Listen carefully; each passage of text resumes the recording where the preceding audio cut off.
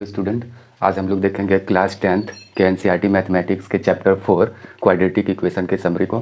तो देखते हैं इस चैप्टर्स में क्या क्या है और क्या क्या हम लोगों को पढ़ना होगा। तो स्टार्ट करते हैं कि जैसा कि चैप्टर का नाम है क्वाड्रेटिक इक्वेशन। हम लोग पहले प्रीवियस चैप्टर में पॉलिनोमियल्स के बारे में पढ़ लिए हैं।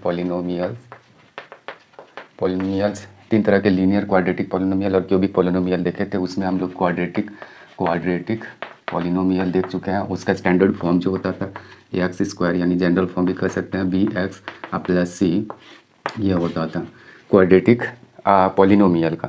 लेकिन यहाँ क्या देख रहे हैं कि क्वाड्रेटिक तो लिखा हुआ है लेकिन इक्वेशन लिखा हुआ है। तो क्वाड्रेटिक पॉलिनोमियल जो होता था तो सिर्फ ये कोई अलजेब्रिक एक्सप्रेशन है। यही क्वाड्रेटिक पॉलिनोमियल को जब इक्वल टू ज़ीरो हम लोग लिख देते हैं, जैसे x square plus B x plus C equal to zero, तो यही क्या बन जाता है, एक क्वाड्रेटिक इक्वेशन। यही एक क्वाड्रेटिक इक्वेशन हो गया। वेयर हम कह सकते हैं कि वेयर ये जो ए है, ये बी है और सी है, आर रियल नंबर्स। ये सब क्या है, रियल नंबर्स है। And A is not equal to zero. A अगर ज़ीरो हो जाएगा तो क्या हो जाएगा, एक्स स्क्वायर का कोएफिशिएंट अगर ज़ीरो हो जाएगा तो ये ज़ीरो इंटू एक्स स्क्वायर करेंगे तो ये पूरा टर्म क्या हो जाएगा, ज़ीरो। और इस तरीके से क्या हो जाएगा, हम लोगों का ये जो इक्वेशन बचेगा b x plus C equal to zero, तो इसमें क्या देख रहे हैं कि इसका डिग्री 1 हो जाएगा और इस तरीके से वो क्वाड्रेटिक नहीं रहेगा, वो फिर लीनियर इक्वेशन बन जाएगा। तो यहाँ क्वाड्रेटिक के लिए यानी कि डिग्री कितना होना चाहिए, 2 होना चाहिए। तो पॉलिनोमियल और अगर इक्वेशन की बात करें तो दोनों में क्या डिफरेंस है। पॉलिनोमियल बस एक्सप्रेशन था, अलजेब्रिक एक्सप्रेशन, लेकिन ये क्या है, उसी अलजेब्रिक एक्सप्रेशन को जब हम इक्वल टू ज़ीरो लिख देते हैं या जीरो के इक्वल कर देते हैं तो वो क्या हो जाता है, जैसे कि अगर 2x square plus 9 equal to अगर ज़ीरो लिख दिए तो ये हो गया हम लोगों का क्वाड्रेटिक इक्वेशन। क्योंकि हम यहाँ डिग्री तो देख रहे हैं, ये पॉलिनोमियल है, क्वाड्रेटिक पॉलिनोमियल, और इक्वल टू ज़ीरो है, इट मीन्स ये क्वाड्रेटिक इक्वेशन बन गया। ठीक, तो इसका पहले हम यहाँ लिख लेते हैं कि इसका जो स्टैंडर्ड फॉर्म है, स्टैंडर्ड फॉर्म क्या हो जाएगा क्वाड्रेटिक इक्वेशन का, A X square plus B x plus C equal to zero.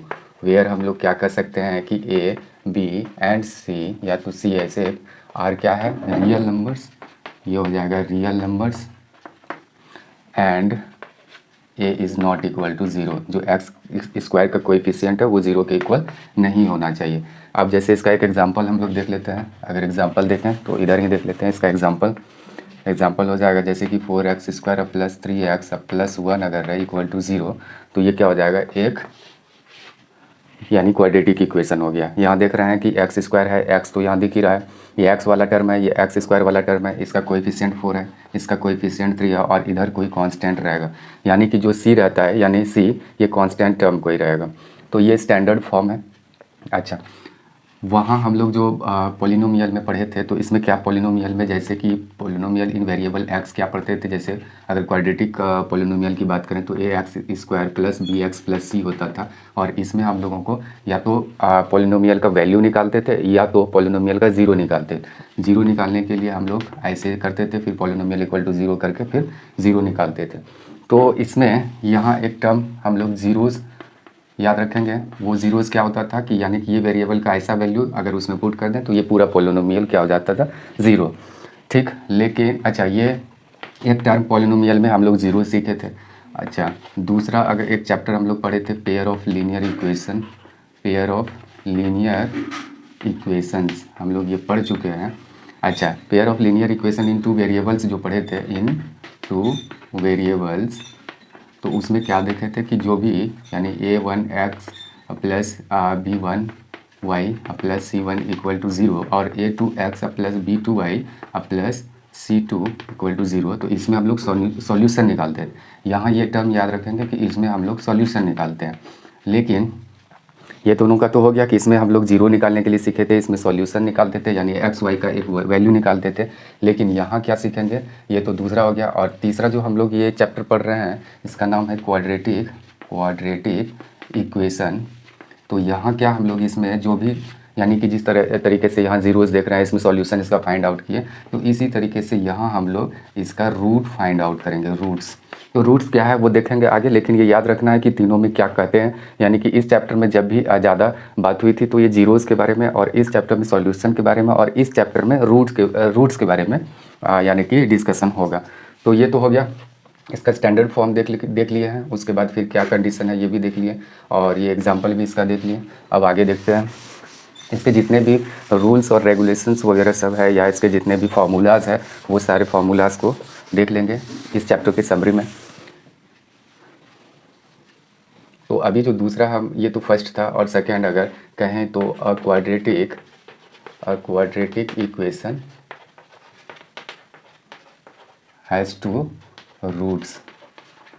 तो हम लोग पॉलिनोमियल में जीरोज़ देखे थे, 2 ज़ीरोज़, यानी क्वाड्रेटिक पॉलिनोमियल का 2 ज़ीरोज़ हम लोग निकाला करते थे। अच्छा, सॉल्यूशन तो pair of linear equation in 2 variables में उसमें निकालते थे। एक सॉल्यूशन आया करता था एक्स का कुछ वैल्यू, कोई भी वैल्यू हो, या सपोज़ ए है और वाई का एक वैल्यू, यानी कि सपोज़ वो बी है, अगर वेरिएबल एक्स वाई है तो ये। और यहाँ क्वाड्रेटिक इक्वेशन के 2 रूट्स निकालेंगे। तो वो रूट्स क्या है पहले वो समझ लेते हैं।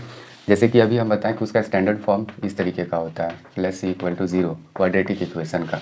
तो वो जो रूट होगा, यानी कि एक्स, यहाँ जो वेरिएबल है एक्स का एक ऐसा वैल्यू होगा, यहाँ 2 रूट्स की बात कर रहे हैं, तो सपोज़ कि वो 4 है और 3 है। तो यानी कि अगर ये एक्स के बदले, यानी 4, अगर ये वैल्यू अगर रख दें एक्स के बदले, यानी कि 4 स्क्वायर प्लस ये बी इंटू ये 4 रख दें और प्लस सी, तो इक्वल टू 0 होगा। यानी कि ये वैल्यू से पूरा इक्वेशन सेटिस्फाई होगा। अगर ये एक्स का वैल्यू 3 रख दें यहाँ, तो पूरा इधर कैलकुलेशन करने के बाद जो आएगा वो 0 के इक्वल हो जाएगा। यानी कि ये करने के बाद, यानी यानी रूट वो नंबर्स होते हैं जिससे कि वो इक्वेशन सेटिस्फाई करता हो। इसका वैल्यू अगर इस पर रख देंगे तो वो इक्वल टू 0 हो जाएगा। तो यही है, तो इसके 2 रूट्स निकलते हैं। अब आगे देख लेते हैं। अगर इसी के टाइप को तीसरे नंबर में अगर देखें तो इसका क्लासिफिकेशन देख लेते हैं। क्लासिफिकेशन यानी इसको क्लासिफाई किया गया है, बांटा गया है 2 तरीके का। तो वो है एक प्योर क्वाड्रेटिक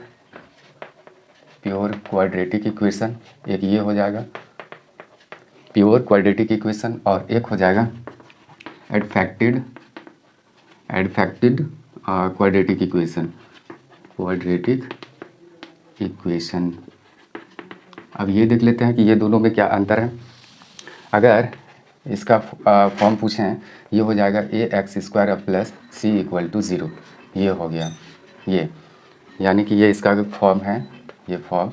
तो इस फॉर्म में क्या देख रहे हैं कि इसमें जो एक्स वाला टर्म है, यानी कि जो ऐसे जनरल फॉर्म जो हम स्टैंडर्ड फॉर्म जो ऐसे लिखें b x plus C equal to 0, तो इसमें एक्स वाला टर्म मिसिंग है। ये बीच वाला जो टर्म ये देख रहे हैं, ये वाला टर्म इसमें मिसिंग है। तो ये प्योर क्वाड्रेटिक इक्वेशन कहलाएगा। एग्जाम्पल अगर लें, जैसे कि 2x square minus 9 equal to अगर 0 लिख दें, तो इसमें x वाला टर्म नहीं दिख रहा है, तो ये क्या हो जाएगा, प्योर क्वाड्रेटिक इक्वेशन हो जाएगा। और इस केस में एडफेक्टेड क्वाड्रेटिक इक्वेशन में अगर देखें तो इसका फॉर्म क्या हो जाएगा, फॉर्म अगर देखें तो A X square plus B x plus C equal to 0, ये वाला फॉर्म देख रहे हैं। इसमें क्या है, x वाला टर्म मौजूद है। और इसका अगर एग्जाम्पल देखें तो ये हो जाएगा, जैसे कोई भी चीज़ 5x square plus 4x plus 3 equal to 0 अगर लिख दें, ये हो जाएगा हम लोगों का एग्जाम्पल। यहाँ क्या देख रहे हैं, एक्स वाला भी टर्म यहाँ मौजूद है। तो ये वाला क्वाड्रेटिक इक्वेशन एडफेक्टेड क्वाड्रेटिक इक्वेशन कहलाएगा, और ये प्योर क्वाड्रेटिक इक्वेशन ये कहलाएगा। इससे जीरो जो रूट्स जो फाइंड आउट करेंगे ये थोड़ा सा आसान हो जाता है, और इससे भी निकालते हैं। तो रूट फाइंड आउट करने के भी हम लोग मेथड्स वगैरह देखेंगे। अच्छा, ये हो गया। इसके बाद जो रूट के बारे में हम लोग चर्चा कर रहे हैं, उसको फाइंड आउट करने के कुछ मेथड्स को देखेंगे।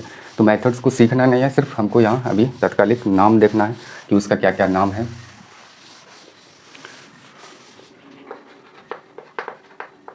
मेथड्स फॉर या ऑफ लिख लेते हैं, of solving the quadratic equation, या तो ऐसे लिख सकते हैं कि ये method of finding out the quadratic roots of the quadratic equation, ये भी लिख सकते हैं जो लिखना है। यानी कि या तो इसमें रूट्स को निकालेंगे, या तो इसका जो भी सॉल्व करेंगे इक्वेशन को। तो ये 3 तरीके से किया जाता है। तीनों तरीके का नाम अगर देखें, ये जब भी इक्वेशन हम लोगों को दिया जाएगा, जैसे कि A X square plus B x plus C equal to 0, इसमें एक्स का वैल्यू अभी बताएं कि जैसे कि 2 वैल्यू आएगा, और ये एक्स का वैल्यू समझ ले, सपोज वो अल्फ़ा और ये बीटा है, तो ये 2 वैल्यू आएगा, जिससे कि ये इक्वेशन पूरा सेटिस्फाइड रहेगा। तो खैर आप देखते हैं वो कौन कौन से मेथड है। तो पहला इसमें मेथड है, फैक्टराइजेशन। फैक्टराइजेशन मेथड ये वाला मेथड पहले हम लोग देखेंगे, फैक्टराइजेशन मेथड। उसके बाद देखेंगे completing the square method, completing the square method. और उसके बाद एक मेथड और है, वो है using the quadratic formula method. तो यहाँ क्या क्या दिख रहे हैं, फैक्टराइजेशन मेथड है, कंप्लीटिंग द स्क्वायर मेथड है, using the quadratic formula method है। यानी कि जो भी क्वाड्रेटिक इक्वेशन दिया रहेगा उसका रूट अगर निकालना हो तो ये तीनों मेथड से हम लोग निकाल सकते हैं। अच्छा, एक चीज़ और, इस मेथड को श्रीधराचार्यस मेथड भी कहते हैं। इस मेथड को using the quadratic formula method जो है, इसको श्रीधराचार्यस मेथड भी कहते हैं इस मेथड को। यानी ये मैथमेटिशियन थे, यही इसको डिराइव किए हैं। तो खैर उसके नाम पर ये पड़ा है। तो फैक्टराइजेशन मेथड है, कंप्लीटिंग द स्क्वायर मेथड है, और तीसरा क्या है, यानी using the quadratic formula method, या तो श्रीधराचार्यस मेथड है। तो हो सकता है कि कहीं यानी क्वाड्रेटिक इक्वेशन दिया रहेगा और फिर कहेंगे कि इस मेथड से, श्रीधराचार्यस मेथड से इसको सॉल्व करें या तो इसके रूट्स को निकालें। तो ये तीनों मेथड हम लोग देखेंगे वन बाय वन। अच्छा, इसके बाद इसमें एक टर्म आएगा यहाँ, तो इसका कोई यानी कि ये तो मेथड यानी है, तो ये प्रोसेस है, ये भी एक प्रोसेस है। तो यहाँ कोई फार्मूला वगैरह तो नहीं देखना होगा, लेकिन ये जो है यहाँ क्या लिखा है, यूजिंग द क्वाड्रेटिक फार्मूला। यहाँ लेकिन एक क्वाड्रेटिक फार्मूला है, वो फार्मूला को देखेंगे। तो वो फार्मूला क्या है पहले उसके बारे में देखते हैं।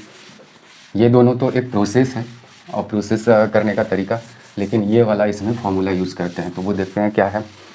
फार्मूला के पहले हम लोग थोड़ा सा एक चीज़ इसमें जान लें कि जैसे कि A X square plus B x plus C equal to क्या होता है, 0। ये क्वाड्रेटिक इक्वेशन का ये एक स्टैंडर्ड फॉर्म है, ठीक। तो इसमें हम लोग एक डिस्क्रिमिनेंट निकालते हैं, डिस्क्रिमिनेंट, और उसका होता है वैल्यू क्या होता है, बी स्क्वायर माइनस 4ac। यानी कि यहाँ जो टर्म देख रहे हैं, एक्स का कोएफिशिएंट देख रहे हैं, उसका स्क्वायर, और माइनस 4 इंटू एक्स स्क्वायर का कोएफिशिएंट और इंटू ये कांस्टेंट टर्म वाला, ये कर देते हैं। तो ये डिस्क्रिमिनेंट होता है। ये डिस्क्रिमिनेंट ये बहुत ही इंपॉर्टेंट रोल प्ले करेगा ये डिस्क्रिमिनेंट। यानी कि जो हम लोग इसके रूट्स को हम लोग फाइंड आउट करेंगे, रूट्स, तो उसके नेचर को ये बताने में बहुत ही मददगार है और मददगार होता है ये, ठीक।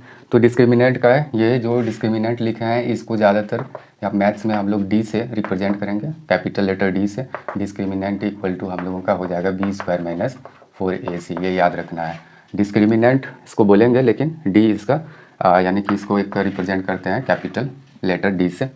डी इक्वल टू क्या हो जाएगा, बी स्क्वायर माइनस 4ac। तो देख लेते हैं कैसे इसको निकाला जाए। जैसे कि एक एग्जांपल के तौर पे अगर लेते हैं, जैसे 4x square plus 3x plus 2 equal to 0 लिया जाए, तो इसमें क्या देख रहे हैं, इसमें देख रहे हैं कि ए हम लोगों का 4 है, बी देख रहे हैं 3 है, सी देख रहे हैं 2 है। और अगर डी निकालने के लिए डिस्क्रिमिनेंट अगर कहा जाए तो ऐसे बी स्क्वायर माइनस 4ac ऐसे लिख लेंगे। तो बी का क्या है वैल्यू, देख पा रहे होंगे आप लोग, बी का वैल्यू है 3, तो 3 का स्क्वायर माइनस 4 इंटू ए का वैल्यू 4 और सी का वैल्यू 2, इस तरीके से 9 माइनस 32 हो जाएगा। और इस तरीके से हम लोगों का कितना वैल्यू आ गया, 32 में माइनस अगर 9 कर दें तो ये डी का वैल्यू आ गया। देयरफॉर डी इक्वल टू 23, ये हो जाएगा हम लोगों का माइनस में, डी का जो वैल्यू आएगा -23 आ गया। तो इस तरीके से हम लोग डिस्क्रिमिनेंट निकालते हैं। और एक चीज़ ध्यान में रखना है कि यहाँ जो भी हम ए और बी और सी का वैल्यू लिए हैं, तो इसके साइन को भी लेना है। जैसे कि एक्स स्क्वायर का जो भी साइन है, 4 का जो भी साइन है, 3 का यहाँ प्लस था, सी का यहाँ यानी कि 2 का यहाँ साइन हम लोग प्लस देख रहे हैं। अगर एक एग्जाम्पल लेते हैं, तो डिस्क्रिमिनेंट किसको कहते हैं पता चल गया, discriminant B square minus 4ac होता है। इसका क्या काम है वो भी देख लेंगे। अच्छा, तो जैसे कि एक इक्वेशन रहा जैसे 4x स्क्वायर, यहाँ माइनस लगा लेते हैं, 3x, और ये रहा -2 इक्वल टू 0। इस केस में अगर हम लोग देखें तो ए कितना हो गया, -4, बी का वैल्यू देखें तो ये +3 है, और सी का वैल्यू देखें तो -2 है। और इस तरीके से अगर डी का डिस्क्रिमिनेंट का अगर वैल्यू निकालें तो बी स्क्वायर माइनस 4ac हो जाएगा। और बी का वैल्यू क्या दिया गया है, 3, तो यहाँ 3 का स्क्वायर और -4 इंटू ये -4, और सी का वैल्यू है -2, इस तरीके से 9, और ये हो जाएगा माइनस ये 32।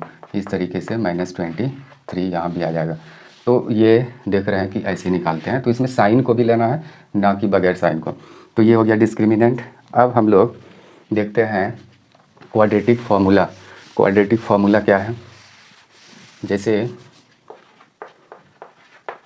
क्वाड्रेटिक फार्मूला बहुत ही इंपॉर्टेंट फार्मूला है। इसी को हम लोग श्री क्या किस नाम से इसको जानते हैं? ज़्यादातर इसको हम लोग श्रीधराचार्याज रूल्स कहते हैं, या फार्मूलाज। इसका हम नाम हमेशा भूलते हैं। श्रीधराचार्याज, ये फार्मूला हो जाएगा। मोस्ट ऑफ द टाइम हम लोग क्वाड्रेटिक फार्मूला बोलते हैं, इसीलिए उस नाम को भूल जाते हैं। अगर ये मेंशन अगर किया रहे क्वेश्चन में तो इसी फार्मूला का यूज करना है। ये सिर्फ याद रखना है, माइंड में रखना है कि इसको ये इस नाम से भी हम लोग जानते हैं। तो क्वाड्रेटिक फार्मूला देखते हैं क्या है ये। क्वाड्रेटिक फार्मूला के अकॉर्डिंग जो भी वेरिएबल्स होगा उसमें, जैसे कि a² plus bx plus c equal to 0 है, तो अकॉर्डिंग टू क्वाड्रेटिक फार्मूला क्या हो जाएगा? x का अगर वैल्यू निकालना हो तो -b plus minus under root क्या हम लोग लिखेंगे, रूट ओवर क्या b² minus 4ac whole upon 2a। ये फार्मूला है, यही फार्मूला है। तो ये वाला जो वैल्यू देख पा रहे हैं आप लोग, तो ये वाला, तो यही वैल्यू तो b² माइनस 4ac क्या है? ये हम लोगों का d है। तो यहाँ ऐसे लिखें या ऐसे लिखें तो बात तो वही है, यानी कि ये भी है फार्मूला या ये भी फार्मूला हम लोग कह सकते हैं। ये दोनों है, यानी कि यहाँ आप इस तरीके से भी लिख सकते हैं या तो इस तरीके से भी लिख सकते हैं। इसको ओवर करके यहाँ ये दे दिए, ये भी लिखें या तो ये जो अच्छा लगे आपको वो लिख सकते हैं। ठीक, अब इसी में ये प्लस माइनस जो लिखे हैं, यानी कि रूट से जो कोई नंबर बाहर निकलता है, जैसे 4, यहाँ +-2 आता है, इसीलिए यहाँ रूट के आगे यहाँ प्लस माइनस लगा हुआ है, यानी कि 2 बार इसी को लिख सकते हैं। जैसे कि अगर इसी को देखें तो एक बार क्या है, -b प्लस है इस तरीके का, और एक बार यही चीज़ में अगर देखें तो -b, एक बार यहाँ जो भी आएगा तो वो माइनस में अगर लेंगे तो यहाँ क्या हो जाएगा, यहाँ हो जाएगा -b माइनस ये हो जाएगा 2a। तो ये इस तरीके का, यहाँ अगर कोई वैल्यू अगर लिख लें तो ज़्यादा बेहतर रहेगा। जो भी वैल्यू यहाँ आएगा तो एक बार माइनस में लेना होगा, यहाँ जो भी वैल्यू रूट के बाहर आएगा एक बार प्लस में लेना है। तो बस यही कहानी है और कुछ नहीं है। तो इस तरीके से हम लोग देख लिए क्वाड्रेटिक फार्मूला को। क्वाड्रेटिक फार्मूला में हमको एक जगह डी का वैल्यू भी रखना पड़ता है, डिस्क्रिमिनेंट का। अब ये डिस्क्रिमिनेंट का इम्पॉर्टेंट रोल क्या है यहाँ वो देख लेते हैं। डिस्क्रिमिनेंट का हम लोग यहाँ एक बहुत ही इम्पोर्टेंट रोल देखेंगे, वो क्या है वो देख लेते हैं।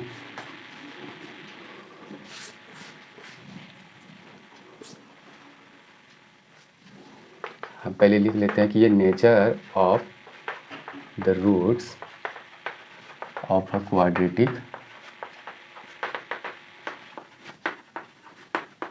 इक्वेशन, वो क्वाड्रेटिक इक्वेशन क्या है, ax² plus bx plus c equal to 0। तो ये क्वाड्रेटिक इक्वेशन है। अब पहले नेचर, ये nature of the roots of a quadratic equation, for ये क्वाड्रेटिक इक्वेशन दिया गया है और इसके जो रूट्स निकलेंगे, रूट्स जो भी x का वैल्यू आएगा, सब जो भी वैल्यू, 2 वैल्यू तो आएगा ही आएगा, तो इसमें दोनों वैल्यू का नेचर देखना है कि वो किस तरह का होगा, यानी उसके कुछ कैरेक्टरिस्टिक होते हैं। तो वो देखते हैं किस तरह के होते हैं। तो पहले हम, और क्या कंडीशन है और प्रत्येक कंडीशन में क्या हो सकता है, वो एक टेबल, यहाँ एक टेबल बना लेते हैं, उसके बाद देखते हैं।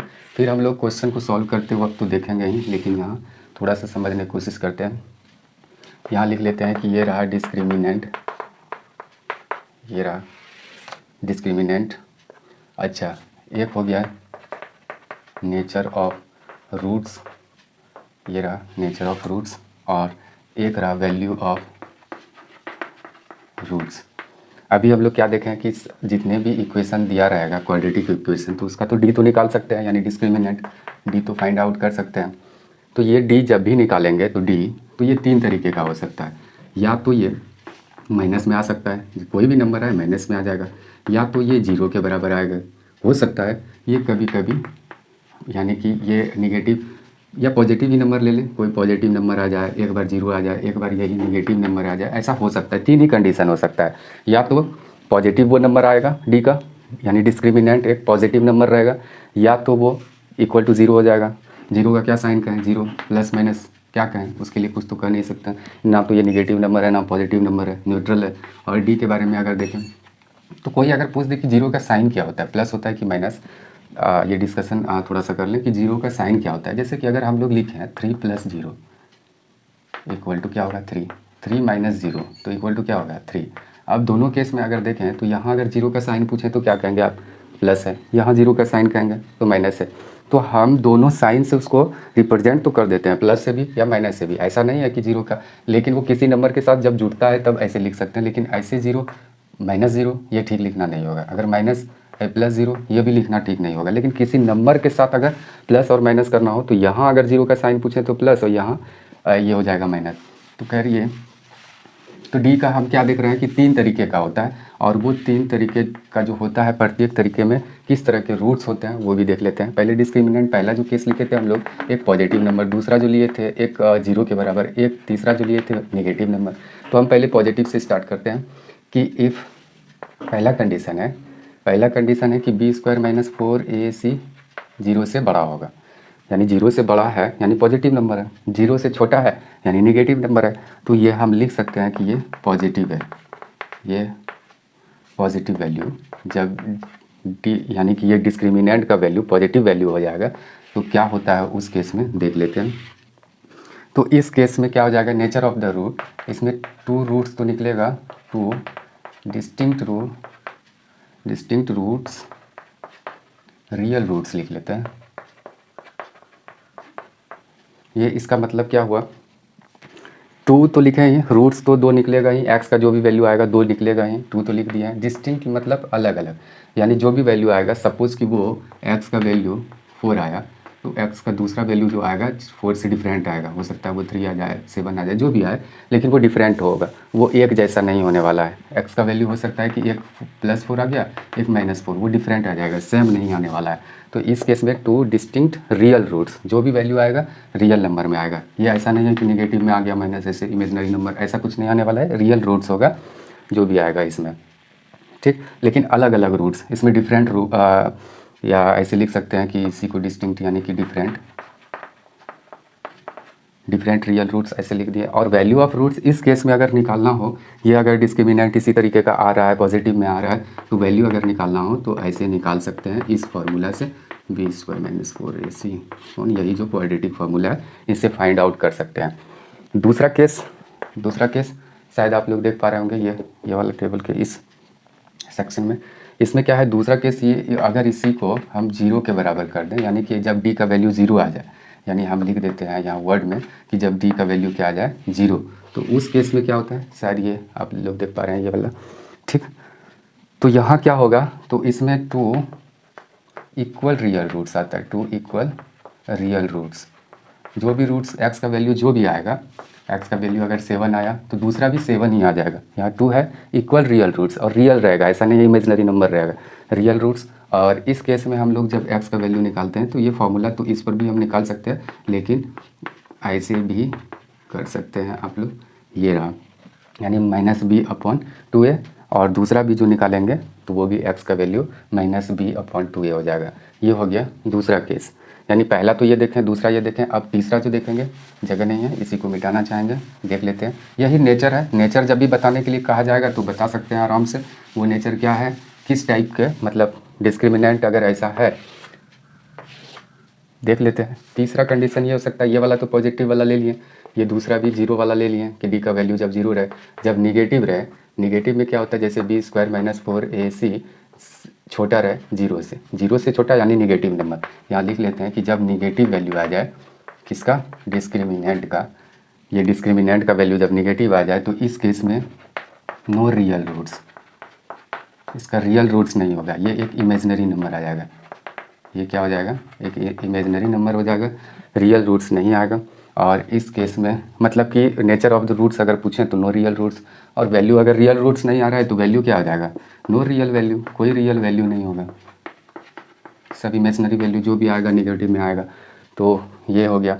तो इस केस में हम लोग रूट्स को फाइंड आउट नहीं कर पाते हैं या नहीं करते हैं इस केस में। तीसरा जो केस है डिस्क्रिमिनेंट, यानी कि अगर कोई भी एक इक्वेशन दिया रहेगा, जैसे सपोज़ हम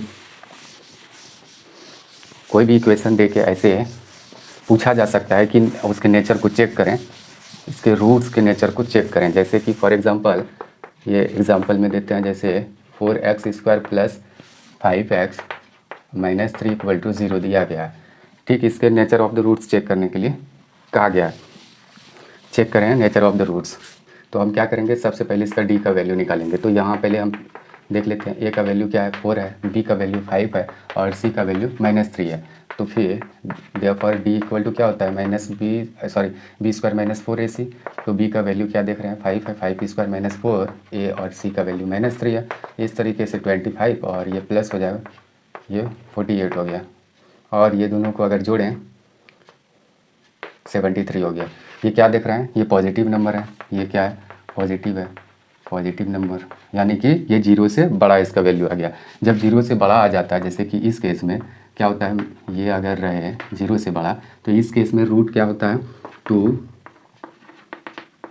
डिस्टिंक्ट या 2 डिफरेंट, जो भी लिखें, 2 डिफरेंट रियल रूट्स इस केस में हो जाता है। और अगर रूट निकालें तो यही हो जाएगा हम लोगों का नेचर तो यही बता रहा है कि इसके 2 डिफरेंट रियल रूट्स होंगे। अगर इसका रूट्स अगर हम लोग फाइंड आउट करेंगे तो 2 नंबर आएगा वो एक्स का, और वो भी रियल नंबर आएगा। और इसी तरीके से हम लोग नेचर को भी चेक करेंगे। कभी ये दिया रहेगा क्वेश्चन में कि ये यानी कि क्वाड्रेटिक इक्वेशन है कि नहीं, वो हो सकता है, या अन्य तरीके का। तो आई थिंक हम टोटल जितने भी इसमें इम्पोर्टेंट टॉपिक इस चैप्टर में है कवर कर लिया है। अगर कोई छूट गया हो तो फिर देखेंगे, जिस तरह के क्वेश्चन आएंगे तो वहाँ एक्सप्लेन कर देंगे। अदरवाइज़ यहाँ तो हम टोटल अपने तरफ से कवर कर चुके हैं। तो इसके ये समरी है, इसको देख लेते हैं कि कहीं कोई चीज़। अच्छा हाँ, एक चीज़ इसमें जो आप क्वाड्रेटिक यहाँ जो मेथड बताए थे, तो इस मेथड में क्या था कि 3 मेथड बताए थे, फैक्टराइजेशन मेथड, एक कंप्लीटिंग द स्क्वायर मेथड, और एक क्वाड्रेटिक फार्मूला का यूज करके जो यानी कि इसका रूट्स फाइंड आउट करते थे। तो हम इसमें एक क्वेश्चन को ले लेते हैं और फिर थोड़ा सा अगर देखने की कोशिश करेंगे कि इसका इसका रूट्स हम लोग फाइंड आउट करें। जैसा कि एक इक्वेशन ऐसे दिया गया है 2x² - 6x + 3 = 0। बारी बारी से सारे काम को करते हैं। तो ये तो देख रहे हैं क्वाड्रेटिक इक्वेशन है। यहाँ अगर a देखें तो a 2 है, b कितना है -6, और c देखें तो 3 है। और अगर d निकालें इसी में तो इसका d हो जाएगा b² - 4ac। तो b - 6 होल स्क्वायर - 4, a का वैल्यू ये है और c का ये है, ये 36 और ये 24। इस तरीके से क्या आ जाएगा 12 आ गया। तो यहाँ क्या देख रहे हैं कि हम लोग निकाल लिए ये तो डी। तो ये नेचर इसका क्या कह सकते हैं कि इसका रूट ऑफ द नेचर ये पॉजिटिव नंबर है। तो ये कह सकते हैं कि इसका रूट्स 2 रियल रूट्स आ जाएगा, वो भी डिफरेंट आएगा, सेम नहीं आने वाला है। तो इस तरीके से हम लोग उसके नेचर को भी पता कर लेते हैं। और अगर तीनों मेथड की बात करें फैक्टराइजेशन मेथड से देख लेते हैं, एक्सरसाइज में ये गिवन होगा कहीं ना कहीं फाइंड आउट करने के लिए। हाँ, फैक्टराइजेशन मेथड से मेंशन किया गया है, तो देख लेते हैं। जैसे पॉलिनोमियल में हम लोग फैक्टराइज करते थे उसी तरीके का करना होगा हम लोगों को। तो यहाँ है 2x² + x - 6 = 0। तो यहाँ अगर देखें फैक्टराइजेशन मेथड में तो क्या करते हैं, मिडिल टर्म को स्प्लिट कर देते हैं, बस वही है। जैसे 2x², तो इसके लिए क्या करते हैं, a और c को मल्टीप्लाई करते थे, वह पॉलिनोमियल में सीख चुके हैं। इसको मल्टीप्लाई करेंगे तो 12 हो जाएगा। और 12 का फैक्टराइजेशन देखें तो क्या हो जाएगा 2 × 2 × 3। और इसी से प्लस माइनस जैसे भी करके हमको 1x को यहाँ पूरा करना है। तो ये हो जाएगा 2 × 2 = 4 ये है और ये 3 है। तो 4x और 3x को प्लस माइनस करके हमको 1x पूरा करना है। तो यहाँ हम लोग 4x में 3x माइनस कर दें तो आराम से हो जाएगा ईजिली। और फिर ये दो टर्म है जैसे कॉमन लिया करते थे, 2x कॉमन ले लें तो ये क्या हो जाएगा हम लोगों का x और प्लस ये हो जाएगा 2। अगर इसमें कॉमन ले 3 को तो x + 2 हो जाएगा और ये = 0 हो जाएगा। यहाँ से यहाँ तक में देखें तो x + 2 कॉमन आ जाएगा, फिर 2x - 3 = 0। और इस तरीके से हम बारी बारी से ये जो ये जो फैक्टराइजेशन करके 2 फैक्टर हुआ, तो इस factor x plus 2 equal to एक बार 0 इसको लिख देंगे, और या तो 2x माइनस 3 इक्वल टू 0 लिख देंगे, और therefore x equal to minus 2 हो जाएगा, और यहाँ हो जाएगा 2x equal to 3, therefore x equal to 3/2। तो ये x का वैल्यू 3/2 और x का वैल्यू -2 आ रहा है। इस तरीके से हम देख लिए कि ये फैक्टराइजेशन मेथड था, बहुत ही ईजी मेथड है और शॉर्ट भी है। इसके बाद हम लोग इसी का अगर देखें, ये फैक्टराइजेशन मेथड था। दूसरा मेथड क्या है? दूसरा मेथड हम लोग completing the square method, completing the square method, ये देखे हैं स्क्वायर मेथड। इसमें क्या करते हैं, इसी क्वेश्चन को फिर से लेते हैं। क्या है? 2x² plus x minus 6 equal to 0। यहाँ गौर से देखिएगा, बहुत ही इम्पॉर्टेंट ये यानी कि ये मेथड है। इसमें क्या करते हैं, ये जो कांस्टेंट टर्म है उसको उस तरफ ले जाते हैं, यानी कि RHS साइड ले जाते हैं, तो ये हो जाएगा 6। अब यहाँ अगर गौर से देखें तो क्या करेंगे, यहाँ जो x² का कोएफिशिएंट है वो कोएफिशिएंट सिर्फ 1 होना चाहिए, कोई भी दूसरा नंबर नहीं। यहाँ जो नंबर देख रहे हैं 2 देख रहे हैं, वो 2 नहीं होना चाहिए। तो क्या करेंगे, अगर गौर से अगर देखें, ये 10 इक्वल टू 10 है, दोनों साइड में अगर 2 से डिवाइड कर दें इक्वल चीज़ से, इक्वल चीज़ को इक्वल चीज़ से डिवाइड करेंगे तो फिर जो भी रिजल्ट होगा वो भी इक्वल ही होगा, तो कोई दिक्कत नहीं है। तो इसमें दोनों साइड में अगर 2 से डिवाइड कर दें, इस साइड भी और इस साइड, क्या फ़र्क पड़ेगा? कुछ नहीं, लेकिन इसका 2 कैंसिल हो जाएगा इस तरीके से, यानी 2x² ऐसे भी लिख सकते हैं, और ये x/2 ऐसे भी लिख सकते हैं, और इक्वल टू ये हो जाएगा 3, और ये कैंसिल हो जाएगा, x² और प्लस x/2 इक्वल टू 3। ये फुल प्रोसेस जो कर रहे हैं, इसमें कुछ स्टेटमेंट वगैरह सब भी इसमें ऐड करना है, वैसे हम शॉर्टली कर रहे हैं। तो ये हो गया। अगर यहाँ गौर से देखें, यहाँ अगर गौर से देखें, क्या देख पा रहे हैं कि अब जो हो गया, यहाँ कोएफिशिएंट x² का 1 हो गया।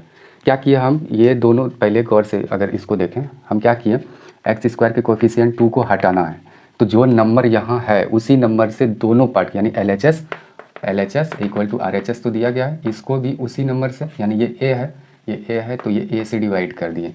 ठीक, यही हमेशा a से दोनों को डिवाइड कर देना है, और उसके बाद जो नंबर आ जाएगा तो वह यहाँ कोएफिशिएंट क्या हो जाएगा, 1।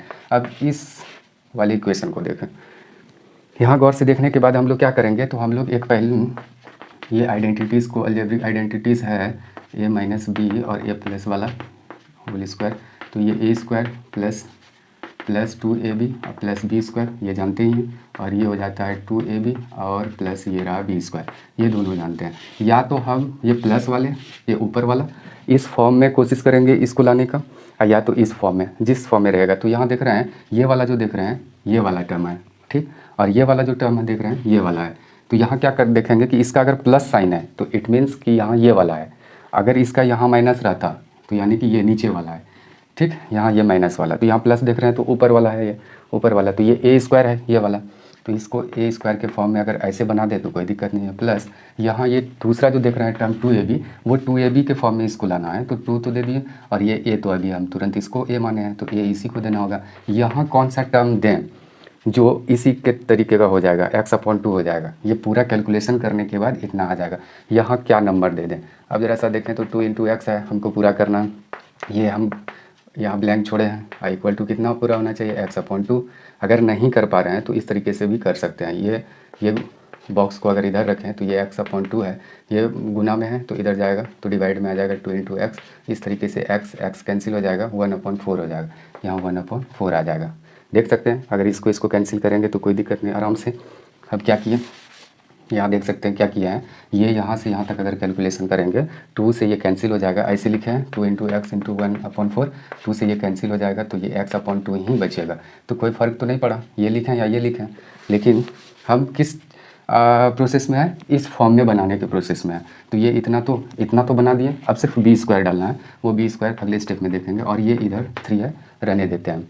अच्छा, अब यहाँ देखें गौर से, तो हम लोग क्या किए, ये a² तो बना दिए, ये 2ab भी बना दिए, एक b² की कमी है, तो यहाँ 2 है, ये a है, तो यही वाला b है, ठीक। अच्छा, अभी बराबर चीज़ जैसे कि 3 = 3 है, 3 में अगर इधर 2 प्लस कर दें और इधर भी 2, यानी कि इक्वल में इक्वल चीज़ को अगर ऐड कर दें तो रिजल्टेंट जो होगा तो वो भी इक्वल ही होगा। यहाँ देख पा रहे हैं 5 = 5, तो यहाँ 1/4 ये b है मेरा, यही b² मिसिंग है।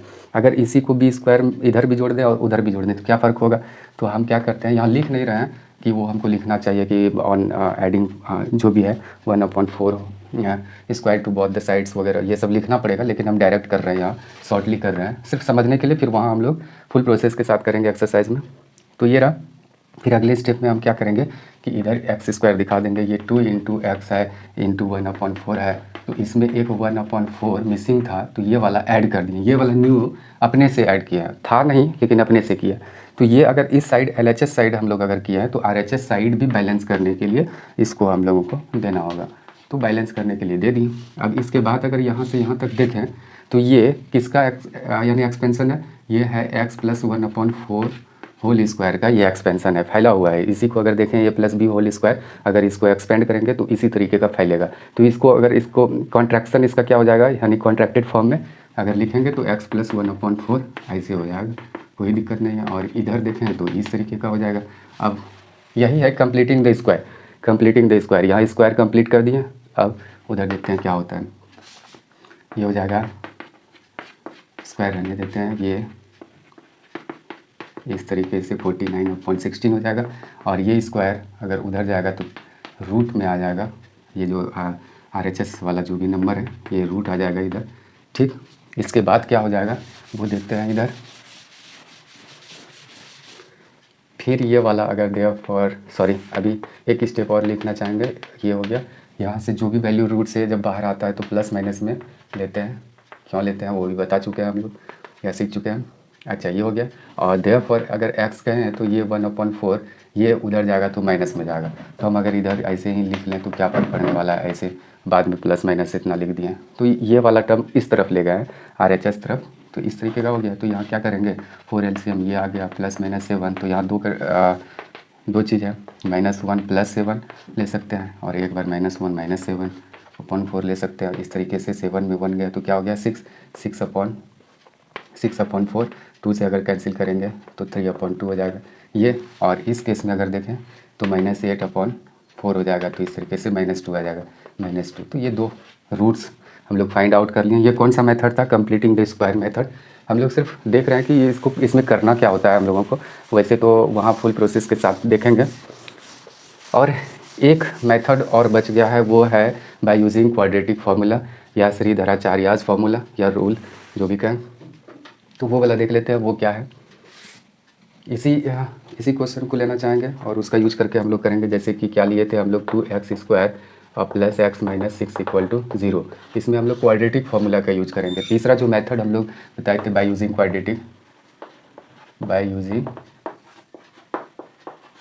क्वाड्रेटिक फार्मूला, इसका तो रियल रूट्स आ ही रहा है, यानी डिस्क्रिमिनेंट पॉजिटिव है, तो वो निकालें या ना निकालें। अभी डायरेक्ट अगर देखें तो बाय क्वाड्रेटिक फार्मूला हम लिख सकते हैं, बाय क्वाड्रेटिक फार्मूला पहले d का वैल्यू निकालने बेहतर होगा, लेकिन यहाँ अभी हम लोग जान चुके हैं कि इसके रियल रूट्स ही है, तो डायरेक्ट इसका वैल्यू हम लोग रख रहे हैं। x का क्वाड्रेटिक फार्मूला तो यही है b² - 4ac होल/2a। तो यहाँ a क्या है मेरा 2 है, b क्या है 1 है और c देखें तो -6 है। यही सब वैल्यू इसमें पुट कर देते हैं। तो b का वैल्यू हो जाएगा -1 और प्लस माइनस इधर अगर करें तो b का वैल्यू 1 है और ये 4 इंटू a है 2 और c देख रहे हैं तो -6 है, होल/ क्या हो जाएगा 2 इंटू 2, ए का वैल्यू है यहाँ रख दिए हैं।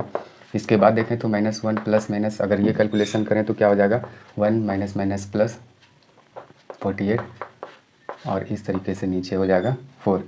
अब देखते हैं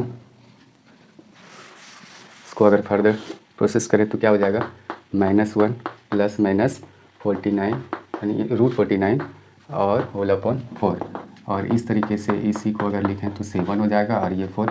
तो एक बार प्लस में आ गया, ये हो गया, सॉरी यहाँ माइनस था, और एक बार माइनस में आ जाएगा, ये रहा इस तरीके का। तो वही हो जाएगा यहाँ 6/4 और यहाँ आ जाएगा -8/4 और इसका वैल्यू 2 3 × 2 2 × 4 और ये हो जाएगा -2। तो इस तरीके से भी वैल्यू यानी कि रूट्स वही निकला। किसी भी मेथड से निकालेंगे तो हम लोगों का रूट्स वही निकलेगा। ये तीनों मेथड हम लोग देख लिए। तो क्या क्या देखे हम लोग, स्टैंडर्ड फॉर्म देख लिए क्वाड्रेटिक इक्वेशन का, इसके रूट्स के नेचर को देख लिए, डिस्क्रिमिनेंट क्या है वो भी देख लिए, और एक प्योर क्वाड्रेटिक इक्वेशन और एडफेक्टेड क्वाड्रेटिक इक्वेशन, ये सारे टॉपिक्स को हम लोग कवर कर चुके हैं इस चैप्टर के समरी में। अब अगले वीडियो में हम लोग इसी चैप्टर के सभी एक्सरसाइज को 1 बाय 1 सॉल्व करेंगे। Thank you.